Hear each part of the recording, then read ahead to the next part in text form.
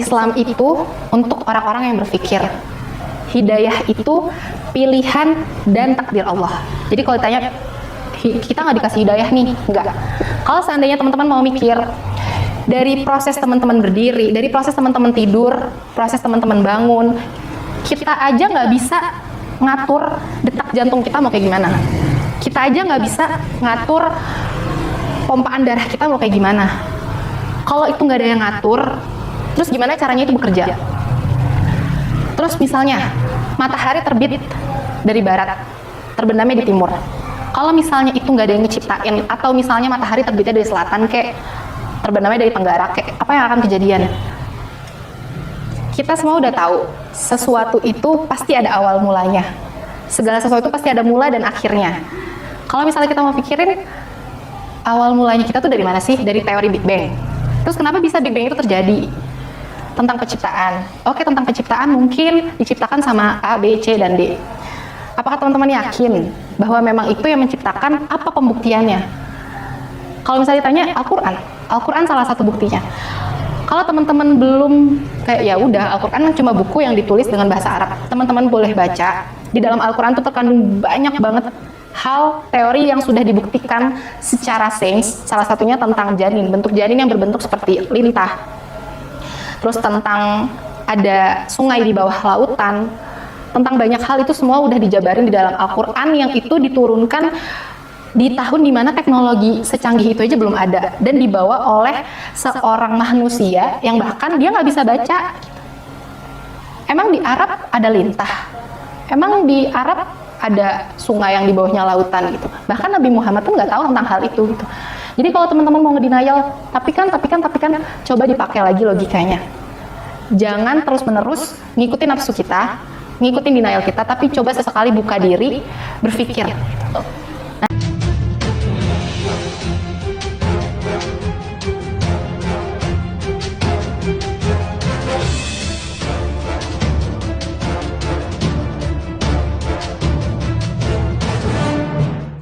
Bismillahirrahmanirrahim.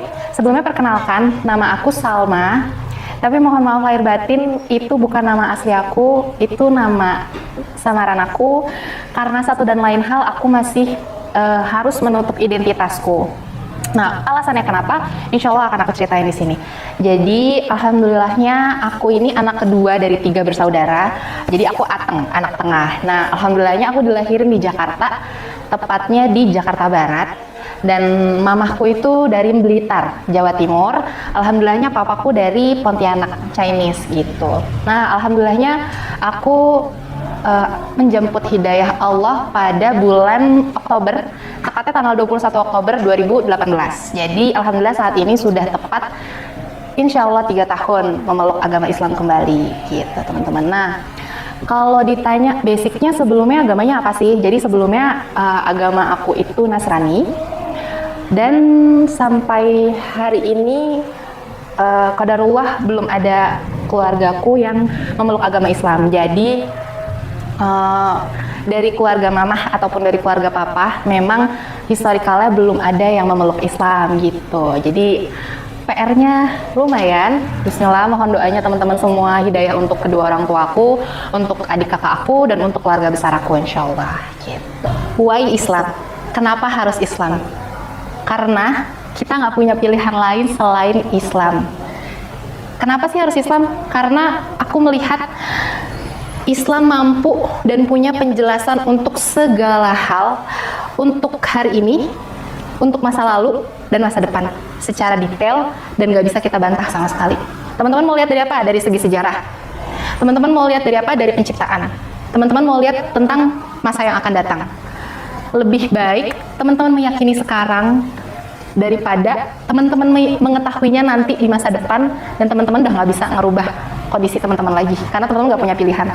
Jadi logikanya ya, nggak ada ruginya teman-teman meyakini hal itu sekarang, tiba-tiba di akhirat ternyata itu berbeda dengan yang kita yakini sekarang, daripada kita baru mengetahui kebenaran yang kita yakini saat ini benar, tapi kita baru tahunya di akhirat dan kita udah nggak bisa ganti pilihan kita lagi. Islam itu untuk orang-orang yang berpikir. Hidayah itu pilihan dan takdir Allah. Jadi kalau ditanya, kita nggak dikasih hidayah nih, enggak. Kalau seandainya teman-teman mau mikir dari proses teman-teman berdiri, dari proses teman-teman tidur, proses teman-teman bangun, kita aja nggak bisa ngatur detak jantung kita mau kayak gimana. Kita aja nggak bisa ngatur pompaan darah kita mau kayak gimana. Kalau itu nggak ada yang ngatur, terus gimana caranya itu bekerja? Terus misalnya matahari terbit dari barat, terbenamnya di timur. Kalau misalnya itu nggak ada yang ngeciptain, atau misalnya matahari terbitnya dari selatan, kayak terbenamnya dari tenggara, kayak apa yang akan kejadian? Kita semua udah tahu, sesuatu itu pasti ada awal mulanya. Segala sesuatu pasti ada mula dan akhirnya. Kalau misalnya kita mau pikirin, awal mulanya kita tuh dari mana sih? Dari teori Big Bang. Terus kenapa bisa Big Bang itu terjadi? Tentang penciptaan. Oke, tentang penciptaan mungkin diciptakan sama A, B, C, dan D. Apakah teman-teman yakin bahwa memang itu yang menciptakan? Apa pembuktiannya? Kalau misalnya ditanya Al-Quran, Al-Quran salah satu buktinya. Kalau teman-teman belum kayak ya udah, Al-Quran cuma buku yang ditulis dengan bahasa Arab. Teman-teman boleh baca. Di dalam Al-Quran itu terkandung banyak banget hal teori yang sudah dibuktikan secara sains. Salah satunya tentang janin, bentuk janin yang berbentuk seperti lintah. Terus tentang ada sungai di bawah lautan. Tentang banyak hal itu semua udah dijabarin di dalam Al-Quran yang itu diturunkan di tahun dimana teknologi secanggih itu aja belum ada, dan dibawa oleh seorang manusia yang bahkan dia nggak bisa baca. Emang di Arab ada lintah? Emang di Arab ada sungai yang di bawahnya lautan gitu? Bahkan Nabi Muhammad tuh nggak tahu tentang hal itu gitu. Jadi kalau teman-teman mau ngedenial, tapi kan, coba dipakai lagi logikanya. Jangan terus-menerus ngikutin nafsu kita, ngikutin denial kita, tapi coba sesekali buka diri, berpikir. Nah, terus kalau ditanya, kenapa bisa milih Islam sih gitu? Kenapa bisa berislam? Jadi cerita awalnya itu, aku SD itu TK dan SD itu di SDK BPK Penabur. Gitu ya, teman-teman mungkin tahu Penabur itu sekolah swastanya Nasrani. Qadarullah, SMP dan SMA aku masuk ke dalam sekolah negeri dikarenakan di area sekitar rumahku itu belum ada sekolah Nasrani yang SMP dan SMA gitu. Jadi aku dimasukin ke sekolah negeri tapi lokasinya deket banget dari rumah aku. Dari situlah aku mengenal wajah Islam. Dari situlah aku punya teman-teman yang beragama Muslim gitu. Dan hal pertama kali yang ternyata baru aku sadari saat ini adalah hidayah pertama yang paling pertama kali aku terima itu adalah hidayah berhijab. Jadi dari SMP itu aku suka banget yang namanya ngelihat perempuan pakai hijab. Dan aku tuh suka model-modelin hijab gitu. Jadi teman-teman aku yang namanya anak SMP pakai jilbab kan suka masih berantakan atau ngeliat-ngeliat gitu. Aku suka ngebenerin gitu. Dan lucunya lagi, jadi karena aku non muslim, aku nggak pakai kerudung, jadi aku pakai seragamnya lengan pendek. Kalau hari Jumat kita ada seragam baju muslim namanya, dan itu wajib kita gunain, jadi lengan panjang. Nah kalau hari Jumat itu aku suka minjem kerudungnya teman aku. Jadi teman aku perempuan yang muslim, aku pinjem jilbabnya, dia yang nggak pakai jilbab seharian gitu. Jadi sekolah tuh memang dari SMP aku udah senang pakai jilbab. Entah kenapa ya, itu ya qadarullah, itu hidayah pertama yang aku baru menyadari itu saat ini setelah berislam gitu. Terus berjalannya waktu, SMA, SMP, kerja. Nah di dunia pekerjaan lah aku semakin mengenal namanya Islam. Sampai pada satu titik aku terlibat dalam diskusi tentang agama. Iming-imingnya diskusi, tapi berujung debat seperti biasa. Ya seperti mayoritas orang lah, ketika membicarakan agama, kita meyakini apa yang kita yakini, dan lawan bicara kita juga meyakini apa yang kita yakini. Jadi kita debat. Dari situ, dari hasil perdebatan itulah aku mencari tahu Islam. Aku mencari tahu tentang sejarah Islam. Aku mencari tahu tentang Nabi Muhammad ini siapa sih gitu. Karena jadi kita ada kayak matching-matchingan Nabi. Nabi Musa di kamu ada di aku ada. Nabi Daud ada. Oh, kalau Nabi Sulaiman nggak ada. Kalau di aku Salomo, bukan Sulaiman gitu. Dirunut sampai berhenti di Nabi Isa versus Yesus. Nah, disitulah akhirnya mulai perdebatan ringan. Dan setelah Nabi Isa atau Yesus itu melanjut ke Nabi Muhammad, yang dimana kondisinya aku tidak mengenal sama sekali sosok Nabi Muhammad ini. Jadi dari situlah aku mencari tahu tentang Nabi Muhammad, aku mencari tahu tentang kisah para sahabat yang membersamai perjuangan Nabi Muhammad. Dari situ aku mencari tahu, terus Qadarullahnya ini, teman aku memperkenalkan aku dengan beberapa ustadz. Beberapa ustadz, ada ustadz yang dulunya Nasrani, akhirnya menjadi seorang muslim, dan menjadi seorang pendakwah yang hebat, Masya Allah. Terus aku juga dikasih link YouTube-nya Ustadz Hanan Attaqi. Nah, alhamdulillah itulah titik balik aku mulai membuka diri aku terhadap Islam. Jadi aku nontonin YouTube ya Ustadz Hanan Attaqi, kan itu aku lagi zaman-zamannya galau-galau anak muda gitu ya.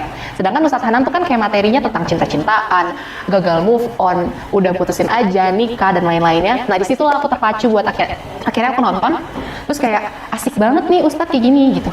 Dan materinya masuk ke aku, dan secara tidak sadar Ustadz Hanan berhasil menanamkan kecintaan aku dan kesadaran aku bahwa ternyata Allah itu sayang banget loh sama kita. Nabi Muhammad tuh semerindukan itu loh sama kita, umatnya yang gak pernah bertemu ataupun melihat dia sebelumnya. Dari situlah aku mulai tersentuh hatinya, tapi aku masih ngedenial. Sampai pada akhirnya aku masih balik lagi ke gereja, aku mencari kebenaran lagi, sampai ada di titik dimana oke, aku deal-dealan sama diri aku mengimani bahwa aku memiliki pencipta, aku mengimani bahwa dunia ini ada yang menciptakan, tapi siapa penciptanya itu terserah. Karena aku bingung gitu, abu-abu, aku masuk ke gereja hati aku yang gak ada, tapi di Islam aku juga masih ragu gitu. Sering berjalannya waktu, aku belajar huruf hijaiyah, aku belajar Iqra 1 sendiri. Terus aku nonton YouTube kajian-kajian, tapi aku ngerasa kurang puas gitu. Aku pengen cari tahu Islam yang dari mulut orang Islam itu langsung. Sedangkan qadarullah saat itu kondisinya teman-teman sepermainan di lingkungan aku itu belum terlalu mengarah ke hal itu. Jadinya aku harus nyari itu di luar lingkungan aku. Terus aku nyari-nyari aja di Instagram, dan aku dapat kajian offline, itu kajian pranikah di WTC Sudirman dari Kalam Ukhuwah. Dan aku tanpa pikir panjang, aku berpikirnya ya udah ini ada kajian offline, aku ikut aja, aku datang aja gitu, mau itu pranikah, mau itu apa, ya qadarullahnya dapetnya ini, udah aku datang. Dan itu bersesi-sesi gitu, jadi setiap Sabtu pagi sesi 1, sesi 2 kalau salah, sampai 12 sesi kalau nggak salah. Dan itu aku datang terus. Jadi kalau bisa dikatakan aku belajar Islam dari kajian pranikah, iya, aku mengakui itu iya. Jadi kalau dikatakan aku dapat hidayah, salah satu wasilah hidayahku dari kajian pranikah, iya. Makanya teman-teman nih yang udah berislam, apalagi yang udah mau bersiap-siap untuk menikah, jangan pernah ragu untuk ikut kajian pranikah. Karena bahkan ada teman-teman kita yang belum muslim belajar Islam dari kajian pranikah gitu. Jadi jangan pernah menutup diri pengen belajar Islam dari mana ya, dari manapun. Even kita cuman keluar bangun pagi, melek ngelihat seluruh tubuh kita, atau kita keluar ngelihat langit, ngelihat burung, ngelihat tanaman yang bisa berfotosintesis, itu juga ada hidayahnya Allah gitu. Nah, terus dari kajian pranikah itu alhamdulillahnya Allah rezekikan aku untuk ikut kajian offline-nya Ustadz Hanan Attaqi di Ramadan 2018. Jadi aku tuh udah pengen banget ikut kajian offline-nya Ustadz Hanan Attaqi, tapi kan qadarullah-nya Ustadz Hanan waktu itu cuma mengadakan kajian di Masjid Al-Fatih Bandung setiap Rabu malam, dan saat itu aku masih kerja, jadinya ya belum bisa untuk datang kajian offline. Alhamdulillahnya bulan puasa ada ngabuburit offline sama Ustadz Hanan Attaqi di Jakarta Selatan, aku langsung datang tuh. Dan di situ aku pakai hijab. Sebelumnya aku memang udah beberapa kali pakai hijab, tapi entah kenapa di situ atmosfernya beda banget. Jadi aku datang ke sana, aku pakai hijab, aku minjem semuanya, OTD-nya aku minjem dari atas sampai bawah. Aku pakai hijab, terus aku bawa mukena karena aku niatannya aku mau ikut raweh nih, aku pengen ikut sholat. Yang sebelumnya aku belum pernah sholat sama sekali, wudhu pun aku belum pernah sama sekali. Jadi fokus aku kemarin-kemarin tuh belajarnya tentang Islam tuh apa sih? Apa sih yang ada di dalam Islam? Apa sih yang diatur dalam Islam yang boleh dan nggak boleh? Terus Nabi Muhammad ini siapa sih? Gitu. Lebih ke gitu. Tapi kalau untuk puasa, zakat, haji, sholat itu aku belum belajar. Terus pada saat itu aku datang didampingin sama teman aku, ada namanya Bella Anggra ini. Halo, assalamualaikum Bella kalau nonton. Jadi waktu itu aku ditemenin sama dia. Terus aku tersentuh satu hal pas aku datang ke sana, kita mau wudhu, kan ada keran berjejer gitu ya untuk wudhunya para laki-laki. Terus aku bilang, ini wudhu perempuan di mana? Terus dia nunjuk ada satu tenda gitu yang dibangun, tenda kayak tenda nikahan gitu di pinggir lapangan. Nah, ternyata perempuan tuh di situ wudhunya. Jadi dibikinin tenda, terus dalamnya cuman keran sebaris. Aku langsung amazed kayak, ini Islam kenapa sebegininya gitu? Kenapa menjaga wanitanya tuh se-sweet ini gitu. Pada saat itu aku ngeliatnya ini sweet banget, perempuan mau wudhu pun wudhu paling cuma buka sampai sini gitu, maksudnya cuma sedikit yang terbuka, tapi dijaga ini sampai serapet itu, sespesial itu, sampai effort ngebangunin tenda, ngeluarin biaya dan lain-lain. Disitulah pertama kalinya lagi aku tersentuh sama Islam, kayak ternyata dalam Islam tuh bukan cewek dipandang setengah mata kok. Ternyata justru cewek tuh istimewa banget, istimewain banget sama Islam, dijagain sebegitunya. Dari situlah aku mulai jatuh cinta lagi sama Islam.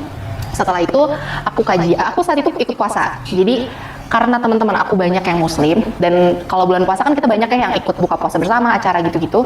Nah memang kalau misalnya aku ikut acara buka puasa bersama, pasti hari itu aku ikutan puasa, tapi nggak sahur, cuman nggak makan, nggak minum dari bangun tidur sampai maghrib gitu. Jadi aku alhamdulillahnya nggak terlalu merasa berat untuk puasa. Terus aku ikut puasa, aku duduk di tempatnya perempuan, terus segerombolan perempuan gitu kan rame, baik, tapi aku nggak ada yang kenal kecuali Bella. Terus aku di deket sound system.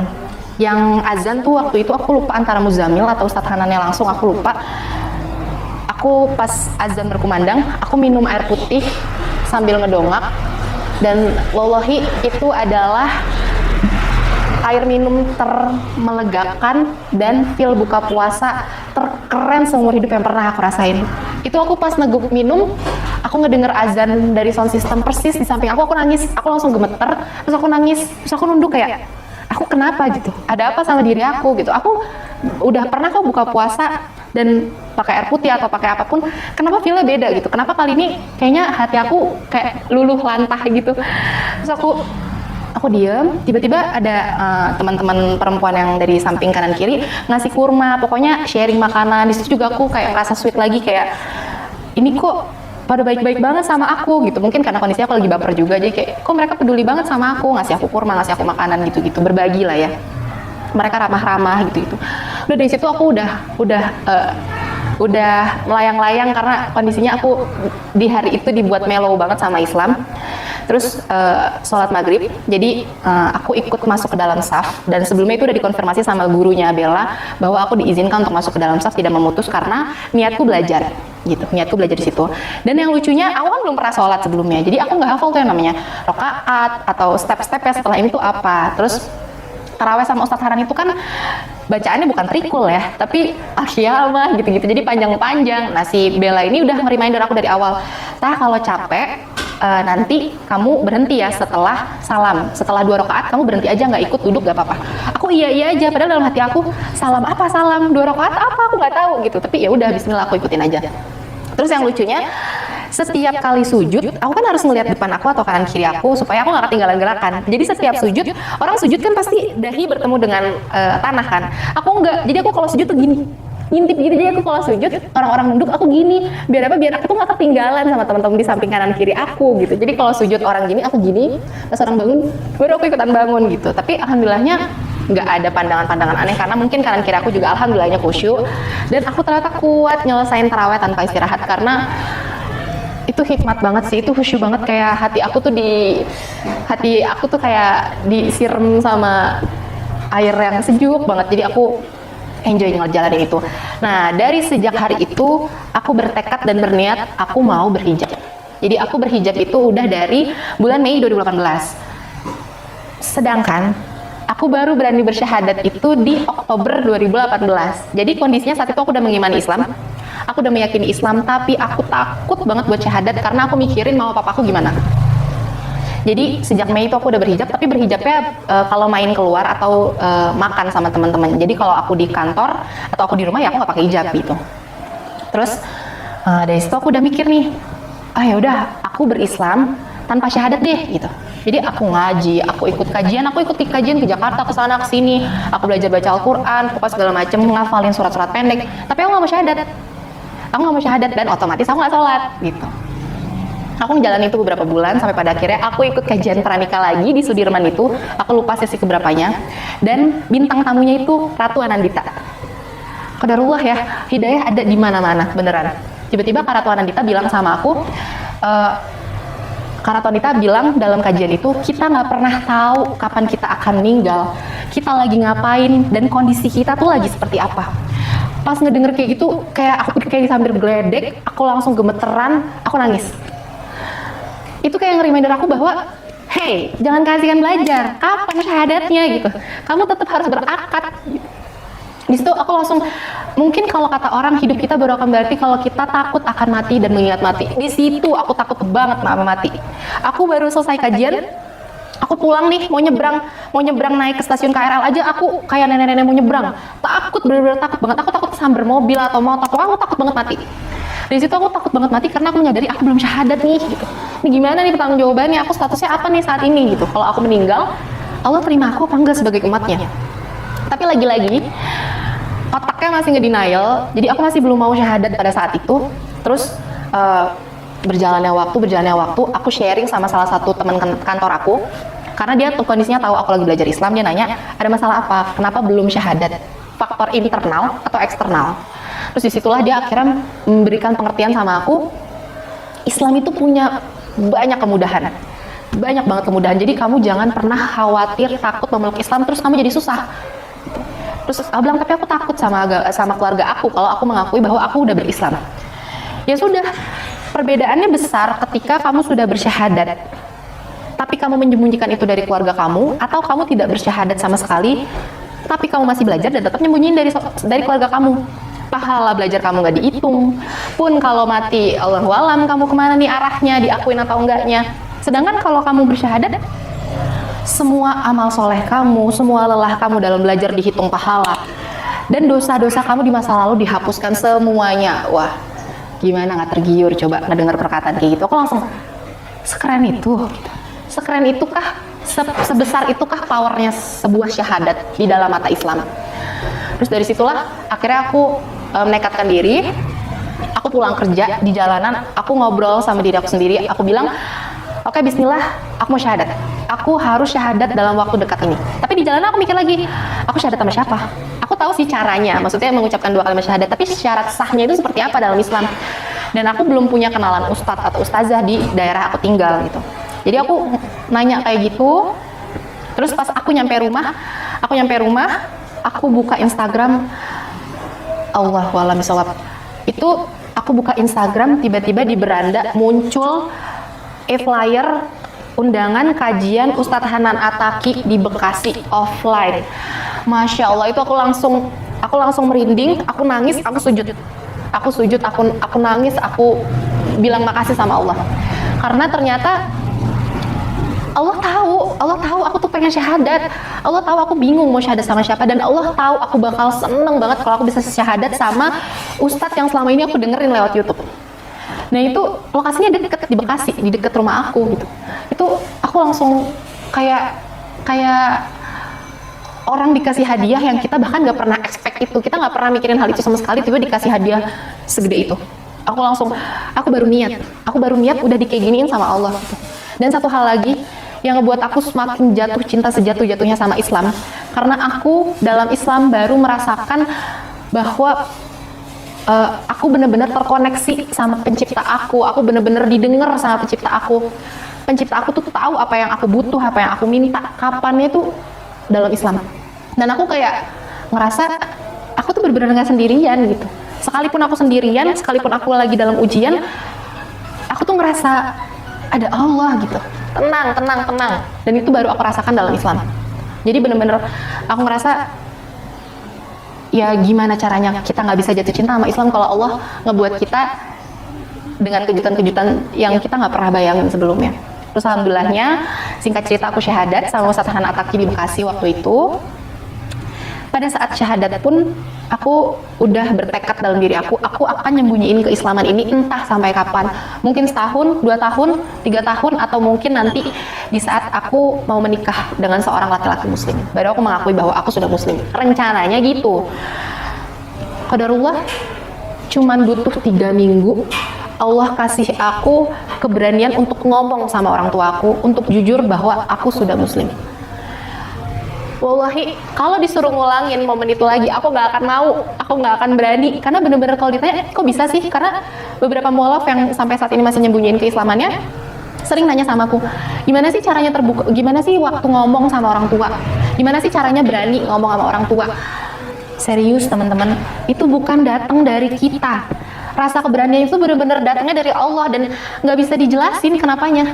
Jadi nggak bisa dijelasin kenapa bisa tiba-tiba berani, apa malamnya abis nonton film action kah, atau abis ngedenger cerita tentang mualaf kah, atau apa, nggak ada, literally nggak ada. Tiba-tiba bangun tidur tuh punya keberanian untuk ngomong sama orang tua, untuk terbuka bahwa aku sudah muslim dan aku memilih Allah sebagai Tuhanku.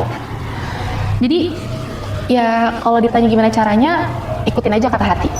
Di saat kamu merasa berani untuk ngomong, please ikutin rasa itu, bismillah ngomong. Jangan ditahan-tahan gitu. Karena itu mungkin salah satu bantuan dari Allah ngasih kita rasa berani dalam diri kita. Terus aku bilang sama mamaku, harusnya hari Kamis, tapi qadarullah ada satu dan lain hal akhirnya kepending sampai hari Jumat. Jadi di hari Jumat itu juga hari pertama aku memberanikan diri pakai jilbab, pakai khimar ke kantor aku. Jadi aku di hari itu membuka identitasku sebagai Islam ke kantor aku. Pun malamnya aku ngaku sama mamaku bahwa aku sudah muslim. Tapi ada triknya teman-teman. Jadi waktu itu aku ngetriknya, aku mau ngaku Islam ke mamaku dulu, biarin mamaku marah, ngamuk-ngamuk. Kalau mamaku udah mulai tenang, baru aku bilang ke papaku. Jadi kena serangannya nggak 2 kali gitu. Tapi qadarullahnya saya lupa bahwa mereka suami istri. Jadi saya bilang ke mama, malamnya, besokannya mama bilang ke papa. Jadi ya udah sama aja, kena dua-duanya gitu. Aku bilang ke mama,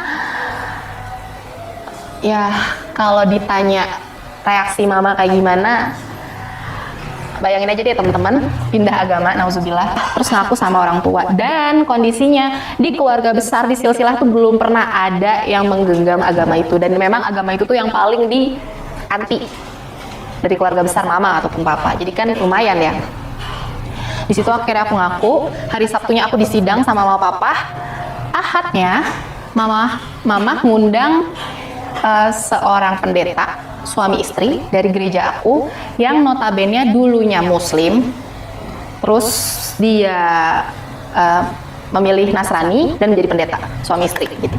Jadi Ahad itu aku diketemuin sama dia, tapi mamaku bilang, ya udah besok kamu ketemu sama pendeta.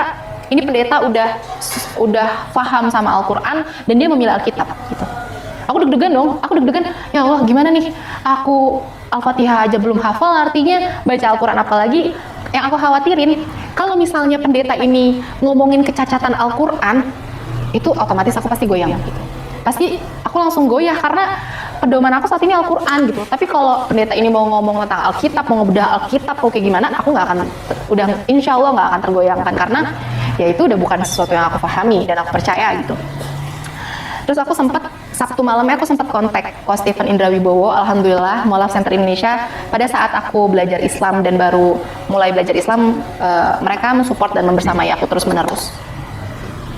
Terus Coach Stephen menganjurkan untuk aku didampingi sama teman dari MCI gitu. Tapi lagi-lagi aku berpikir ini kondisinya mau diketemuinnya di rumah aku khawatirnya bakalan rame, terus mengundang perhatian tetangga-tetangga aku gitu. Dan aku lebih mikirin ke hati orang tua aku sih gitu. Jadi ya udah bismillah, aku mau hadapin ini sendiri sama minta pertolongan Allah, udah bismillah. Ahad itu mereka datang ba'da asar mereka datang, mereka mulai tanya jawab, mulai indoktrinisasi aku. Terus mereka nyuruh aku untuk buka Alkitab dan baca Alkitab lagi, karena aku menganggap itu sudah hanya sebuah buku yang sudah banyak direvisi sama orang. Jadi ya udah nggak masalah, aku ambil kitab, aku baca. Tapi kalau dia konteksnya minta untuk pegang Al-Quran, itu akan aku larang. Alhamdulillahnya itu nggak kejadian. Itu dia ngobrol sama istrinya sampai jam 9 atau setengah 9 malam.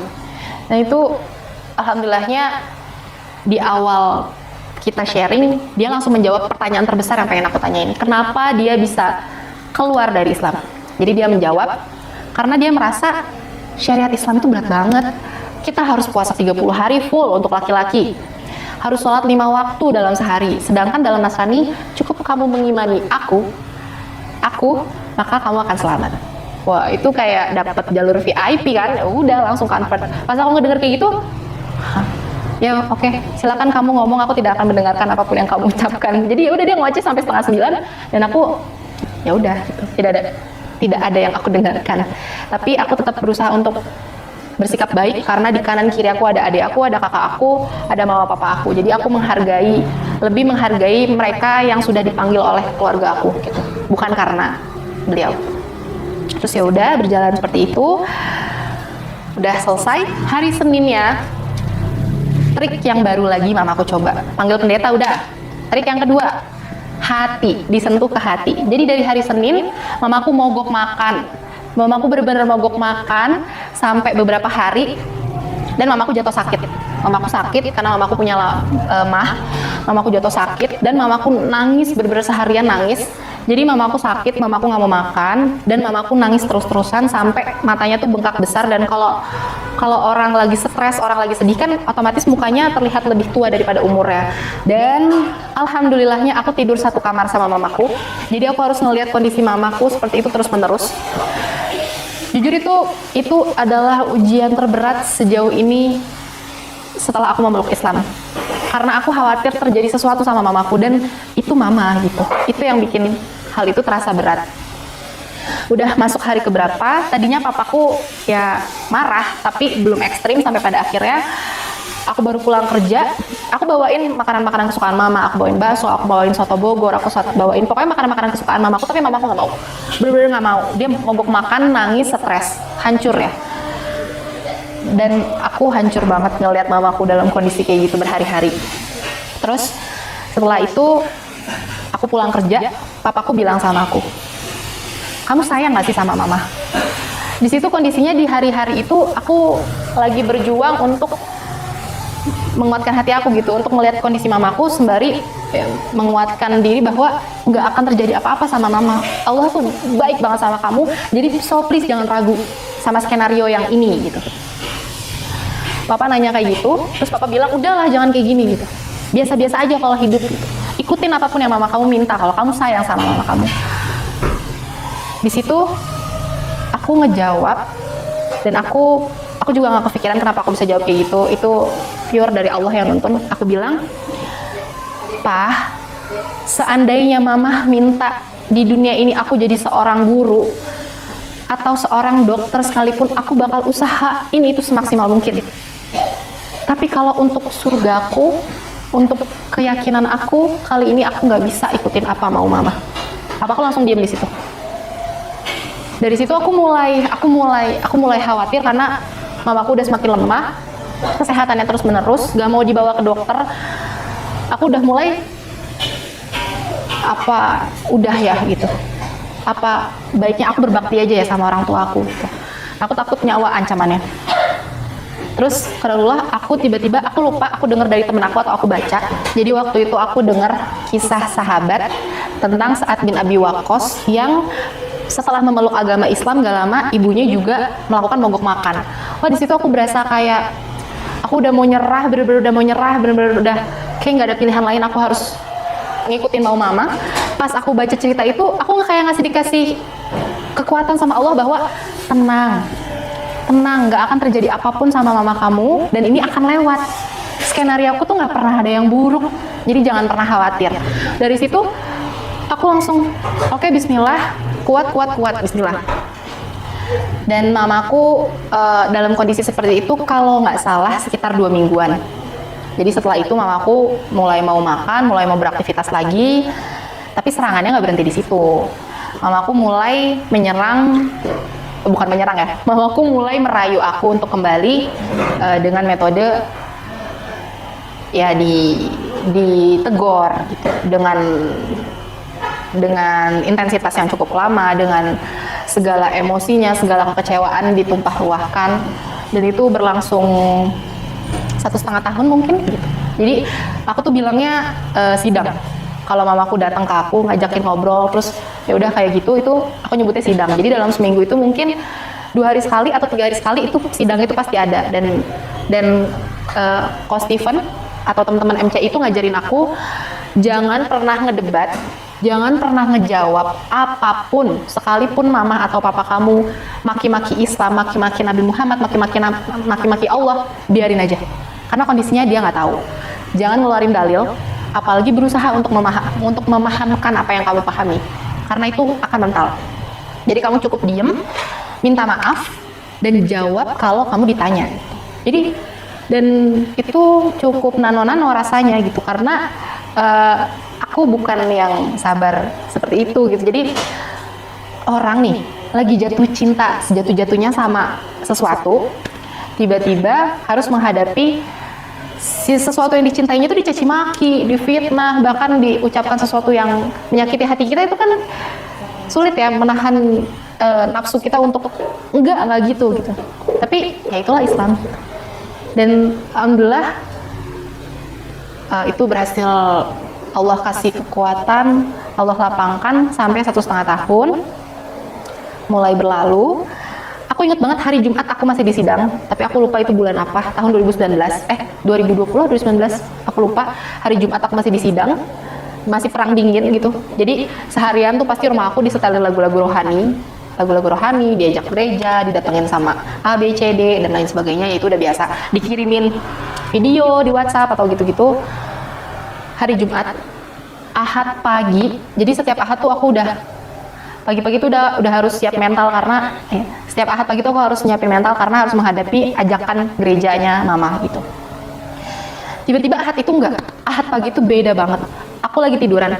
Jadi setiap Ahad pagi itu biasanya antara aku pergi olahraga, kabur, atau aku tidur, pula-pula tidur sepulus-pulusnya gitu. Aku tidur, terus tiba-tiba mamaku duduk di kasur aku, terus mamaku ngebangunin aku dan mamaku bilang, "Ci, ternyata kamu udah gede ya," gitu.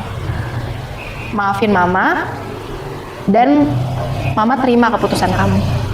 Itu aku langsung duduk, aku kayak, ini mimpi atau bukan sih gitu. Ini aku masih tidur apa beneran? Karena kondisinya hari Jumat aku masih kena sidang gitu. Kenapa Jumat, Sabtu, Ahad cepet banget waktunya, dan aku nggak habis ngapa-ngapain, aku nggak habis nyuci genteng atau apa gitu, nggak ngelakuin apa-apa. Kenapa tiba-tiba kayak gitu. Terus mamaku minta maaf, mamaku meluk aku nangis, mamaku nangis, terus mamaku bilang, "Ya udah, mama pergi gereja dulu ya." Oh enggak, mamaku bilang, "Ya udah, mama pergi ibadah dulu ya." Terus mamaku keluar. Asli, aku bilang maaf aja nggak bisa. Bener-bener aku nggak ngomong apapun, bener-bener cuma duduk, nangis, meluk, terus mamaku pergi. Ngomong hati-hatinya nggak bisa, bener-bener nggak bisa ngomong apapun. Terus mamaku pergi, aku langsung sujud, aku nangis sejadi-jadinya. Kayak Allah ya gitu. Yang mukalibal qulub itu udah hands up deh, udah bener-bener nggak ada obatnya. Nggak, kalau ditanya gimana caranya, gak tahu. Aku nggak habis nyuci genteng. Ingat teman-teman, aku nggak bisa ngapa-ngapain. Jadi kalau ditanya gimana caranya, aku juga nggak ngerti. Tapi ya lagi-lagi, yang namanya sebuah keimanan yang sudah dibangun menjadi pondasi dasar, nggak bisa semudah itu. Jadi sekalipun saat itu mamaku bilang sudah merelakan aku untuk memilih pilihan agama yang aku pilih saat ini, tapi ya tetap usaha-usaha untuk kembali lagi ke yang lalu masih sulit untuk sholat di rumah. Jadi aku sholat karena aku nggak punya space sendiri, aku tidurnya sama mamaku. Aku kalau sholat agak sulit, dan aku nggak berani nyimpan mukena atau sajadah di rumah. Jadi aku kalau sholat tuh pakai sweater, hoodie gombrong, pakai daster gombrong, pakai celana, pakai kaos kaki, terus hoodie-nya tuh aku jepit pakai jedai. Karena aku mikir kalau pakai jarum petul, terus tiba-tiba ada something yang ngebuat aku harus buru-buru copot, kan takutnya ketusuk, jadi aku pakai jedai. Udah pokoknya kayak gitu, selama beberapa bulan aku lupa. Kalau ditanya, nggak ada yang ngasih, banyak yang ngasih, tapi nggak berani disimpan di rumah dan apalagi dipakai gitu. Sekalipun keluarga aku kondisinya udah tahu gitu, aku udah muslim. Jadi aku kayak gitu, terus aku sholatnya menclok gitu. Maksudnya aku nggak ada satu ruangan yang aku bisa sholat dengan tenang khusyuk di situ tuh nggak bisa, karena lagi-lagi aku nggak punya space. Aku sholat subuh itu di depan WC.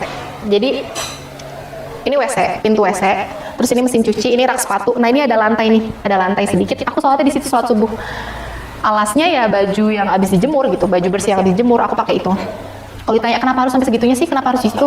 Karena cuma di posisi itu yang kalau misalnya ada orang yang bangun, aku bisa dengar suaranya, tapi aku bisa langsung kabur. Karena harus lewatin pintu dapur dulu untuk sampai ke titik aku. Kalau aku di ruang tamu, ya kalau mama papaku ada yang keluar untuk ke toilet subuh-subuh kan langsung lihat dong ada aku lagi sholat gitu. Jadinya ya udah. Terus kalau ditanya, terus itu nggak pernah ada gangguan? Banyak. Papaku udah agak umur, jadi yang namanya orang berumur kan suka bolak-balik ke WC ya sekalipun malam. Jadi kayak misalnya sebelum subuh atau lagi subuhan, aku lagi sholat, udah mau salam atau baru udah masuk rakaat kedua, tiba-tiba cekrek bunyi kamar papaku kebuka. Ya udah aku ambil bajunya, aku langsung loncat ke kamar mandi, aku tutup, aku nyalain kerannya.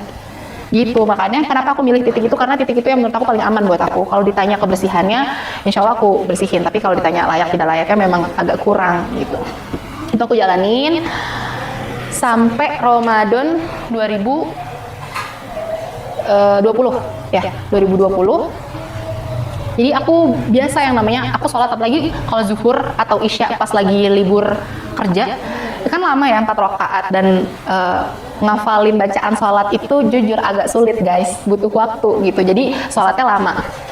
Itu udah biasa tuh yang namanya baru rakaat kedua, rakaat ketiga, atau yang nyesek udah mau salam, tiba-tiba digedor. Pintunya digedor, disuruh keluar, akhirnya udah aku batalin. Sekali, 2 kali, kalau udah 2 kali gagal aku langsung ke masjid. Dan masjidnya pun nggak bisa di dekat rumah karena aku mikirin tetangga aku, jadi aku harus nyari masjid yang agak jauh dari rumah aku. Pokoknya kayak gitulah kurang lebih cara aku sholat pada awal-awal. Terus ditanya kenapa sih nggak terang-terangan aja, kan keluarga udah tahu. Iya, keluarga udah tahu aku berislam yang mereka nggak lihat secara fisik aja mereka belum terima, apalagi mereka ngelihat aku melakukan ritual ibadah di depan mata mereka gitu. Itu akan lebih melukai hati mama papa, dan aku menjaga hal itu gitu. Nggak apa-apa ribet sedikit gitu, di dunia kok cuma sebentar insya Allah gitu. Ya udah. Terus 2020 ini termasuk hadiah terbesar yang lagi-lagi bikin aku meleleh banget sama kebaikannya Allah. 2020 awal mula corona, awal mulai COVID-19, mulai mendekati bulan Ramadan, aku galau. Aku pengen taraweh, jadi aku pengen taraweh setiap malam, tapi kan masjid ditutup nih, lockdown. Terus aku harus taraweh di mana gitu? Karena kalau aku taraweh di kamar, aku 4 rakaat aja digedor, apalagi taraweh. Bacaan aku tetap nggak bisa cepet gitu. Jadi aku galau tuh, kalau aku udah mikir aku di rumah teman aku ganti-gantian, tapi kan yang namanya orang Ramadan pasti punya agendanya masing-masing, mungkin pengen sama keluarganya atau buka puasa di luar gitu-gitu. Jadi aku galau deh, pokoknya aku galau, aku mikir aku pengen taraweh, karena menurut aku bulan Ramadan tuh hikmat banget buat aku pribadi. Jadinya aku pengen taraweh, tapi gimana caranya? 3 hari sebelum bulan puasa masuk, tiba-tiba mamaku bilang gini, Ci, tuh di situ bisa buat itu kalau mau itu. Tapi jadi mamaku nggak nyebut sholat dan tetap ketus ngomongnya, tapi bilang, Ci, tuh kalau mau itu di situ aja tuh gitu. Udah disediain kipas, udah dipasangin karpet, lampunya udah dipasangin gitu. Kalau di kamar lagi dipakai gitu. So aku langsung diem. Hah? Itu apa maksudnya? So aku ngeliat gini. Jadi di rumah aku di depan toilet persis tuh ada gudang, terus di depan gudangnya tuh ada space lantai lurus gini ya, 2 lantai, pokoknya pas banget buat orang sholat 1 orang. Dan alhamdulillahnya itu pas banget arahnya ngadep ke arah kiblat. Kalau kiblatnya miring, nggak tahu deh itu gimana posisinya, karena lantai 2 biji, terus sananya semen, jadi belum di lantai gitu, jadi agak kotor di situ. Terus mamaku pasangin karpet, entah mama entah papa aku juga nggak tahu, dipasangin karpet, dipasangin kipas angin, dipasangin lampu, dan yang lebih spesialnya lagi dipasangin tirai warna hijau di sampingnya, karena itu langsung ngadep ke dapur. Jadi kalau ada yang lagi aktivitas di dapur, ditutup tirainya itu nggak kelihatan kalau aku lagi sholat di dalamnya gitu. Aku nyebutnya itu mihrab. Dan kalau teman-teman tahu, mihrab itu salah satu doa yang aku terus lambungkan sama Allah, dan aku mikirnya mungkin aku akan punya mihrab nanti kalau aku udah menikah, dan aku bakal buat mihrab di rumah aku atau di kontrakan aku sama suami aku gitu. Dan ya entah itu kapan gitu, karena menurut aku bisa sholat dengan nikmat, dengan khusyuk, itu tuh sebuah hal yang udah paling nikmat. Bisa sholat pakai sajadah, bisa pakai mukena yang rapi, nggak buru-buru, itu udah nikmat banget. Makanya aku bermimpi aku pengen punya mihrab gitu, entah kapan itu. Alhamdulillah 3 hari sebelum bulan puasa Allah buatin mihrab itu di rumah aku, dan dibuatin sama kedua orang tua aku. Masya Allah. Itu aku meleleh banget, bener-bener meleleh. Aku pengen nangis banget. Aku langsung pakai buat sholat, dan setiap kali aku sholat itu aku pasti nangis, karena ini tuh wujud kasih sayangnya Allah yang udah nggak bisa diragukan lagi. Udah nggak ada hal yang benar-benar mustahil buat Allah. Itu benar-benar mudah banget, entah gimana caranya. Udah di situ, jadi aku taraweh di situ, bahkan aku bisa berlama-lama di situ, aku bisa kelas online di situ. Pokoknya nikmat banget, benar-benar nikmat. Kalau orang ngeliat mungkin itu tempat sholat gitu, maksudnya karena kondisinya ya itu gudang gitu, tapi itu buat aku nikmat, benar-benar nikmat banget. Dan itu ya aku ngerasa itu salah satu hadiah dari Allah buat aku, dan kembali ngelecut aku bahwa jangan pernah ragu buat doa sama aku. Nggak ada yang susah gitu, nggak ada yang mustahil, pasti bisa gitu. Terus alhamdulillah dari situlah aku udah bisa sholat sendiri, maksudnya sholat dengan nyaman, dengan tenang, pakai sajadah, pakai mukena. Dan temen aku ada yang ngasih aku sajadah tebel bulu gitu yang empuk. Jadi aku terbiasa kan dari awal sholatnya pakai kaos atau pakai baju alasnya, jadi kan keras ya. Atau pakai sajadah travel yang tipis gitu. Terus akhirnya nyobain pakai sajadah yang empuk tuh kayak ya Allah ini nikmat banget sih gitu. Kayak, ya Allah ini istimewa banget sih, rasa ini tuh istimewa banget gitu. Udah nggak ada lagi alasan buat gak bersyukur. Mau ujiannya kayak apapun, nikmatnya tuh lebih daripada ujian yang ngebuat diri kita sesak gitu. Terus ya udah dari situ aku mulai pelan-pelan ngebuka, bukan pelan menunjukkan aktivitas Islam sama mama papa, tapi pelan-pelan kayak aku tadinya nggak bisa sahur. Aku tuh sahur cuman biasanya aku naro tumbler di kasur aku minum atau aku nyetok roti atau aku makan kurma. Jadi aku belum bisa sahur yang kayak orang-orang mukbang gitu, itu nggak bisa gitu. Jadi ya udah aku makan. Itu tahun 2019 Ramadan pertama aku. Ya jadi Ramadan pertama aku 2019 itu ya aku laluinnya dengan sahur yang makannya minimalis gitu. Tapi kalau ditanya berat, alhamdulillah Allah kasih keringanan, itu berjalan lancar gitu, alhamdulillah. Terus 2020 aku udah mulai tuh bisa yang namanya malamnya, maksudnya aku sahurnya tuh agak bunyi-bunyi piring gitu. Jadi aku beli makanan, terus pas sahur aku makan gitu. Terus yang menarik 2020 ya, jadi nah kalau puasa kedua aku bulan Ramadan 2020 itu udah alhamdulillah banget. Jadi aku udah bisa beli makanan dari malam, terus subuhnya aku makan. Jadi aku bunyi piring, aku cuci piring tuh, maksudnya ada aktivitas yang agak berisik tuh udah mulai nggak terlalu gimana-gimanain, cuman tetap nasi apa itu tuh pasti belum disediain sama papa gitu. Tapi di 2020 itu tiba-tiba ada satu hari sore-sore, jadi aku bawain mama kolak kesukaan mama yang itu cuma dijual di bulan puasa. Aku bawain, terus mama bilang, itu orang udah beli kolak gitu. Maksudnya tuh mamaku udah beliin aku bukaan buat aku buka, udah beliin aku kolak. Di situ aku langsung meleleh banget kayak, oh Masya Allah, aku dibeliin takjil sama mamaku 2020 gitu. Dan tuh terus 2021-nya lagi, alhamdulillah itu lebih alhamdulillah lagi. Aku udah bisa masak, aku udah bisa mukbang, aku udah bisa, pokoknya heboh deh, tuh dapur udah heboh deh. Pokoknya 2021 tuh udah rame tuh panci apa segala macam, udah bisa masak segala rupa pas sahur ya. Dan 2021 mama papaku udah selalu menyisakan satu porsi nasi di Magicom buat aku. Yang biasanya itu pasti dihabisin. Itu pasti disisain sama aku. Bahkan ada satu momen papaku mau makan malam, terus aku lagi di meja makan, terus papaku ngeliat di Magic Jar sisa satu porsi nasi. Terus papaku bilang, makan mie aja deh. Terus aku bilang, nggak apa-apa papa, makan nasi aja gitu. Enggak, itu buat kamu sahur. Aku langsung Insya Allah gitu, udah sampai dipikirin segitunya gitu. Terus pernah aku waktu sahur cuman aku lupa pakai roti sama susu kalau nggak salah. Terus papaku bilang, papaku kebangun ke toilet, terus aku bilang, beli nasi, beli lauk kalau sahur tuh gitu. Jadi papaku udah mulai peduli gitu sama hal-hal kayak gitu, dan itu benar-benar bikin aku meleleh banget. Udah nggak ada obat deh kayak gitu-gitu. Jadi teman-teman yang bisa sahur sama keluarganya, apalagi sama orang tuanya, makan makanan mukbang, apalagi banyak-banyak bersyukur. Gitu. Nah, aku ngejawab lagi pertanyaan di awal yang tadi, kenapa aku pakai nama samaran Salma dan kenapa aku nutup identitas aku. Jadi, alhamdulillah ala kulli hal, sampai detik ini aku belum bisa menunjukkan identitas muslim secara fisik, secara total. Jadi aku belum bisa berhijab, aku belum bisa pakai gamis, pakai rok di depan orang tua aku tuh belum bisa, apalagi keluarga besar aku gitu. Makanya aku masih harus menutup identitas aku. Tapi rasa jatuh cinta ini buat share tentang skenario kerennya Allah ini tuh udah menggebu-gebu. Jadi ya udah nggak apa-apa kita share, tapi tutup identitasnya gitu.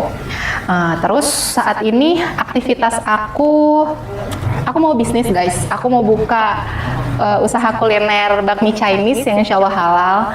Kalau teman-teman mau cobain, jangan lupa follow Instagramnya di @bakmi_kalibaru gitu. Insya Allah bakalan launching dalam waktu dekat ini gitu. Doain ya teman-teman, semoga ada keberkahan dan kebaikan dari usaha ini. Ya, lokasinya di Bogor, tapi buat teman-teman yang di area Jabodetabek, kalau misalnya ada aku lagi main ke daerah sana, boleh bisa dikondisikan gitu insya Allah.